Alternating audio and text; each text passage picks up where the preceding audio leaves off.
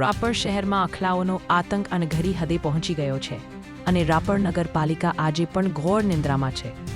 ત્રંબો ચોકડી પાસેના દૃશ્યો અને 2 દિવસ પહેલા આથમલા નાકા વિસ્તારમાં વૃદ્ધને પહોંચેલી ગંભીર ઈજા એ તંત્રના નિષ્ફળ થવાના જીવતા દાખલા છે.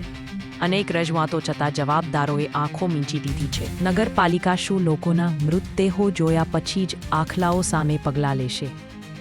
લોકોના જીવ સાથે રમાતી આ બેદરકારી અક્ષમ્ય છે. જો તાત્કાલિક કડક પગલાં ન લેવાય તો જનતા રસ્તા પર ઉતરવા મજબૂર બનશે અને ત્યારે જવાબદારી કોની હશે?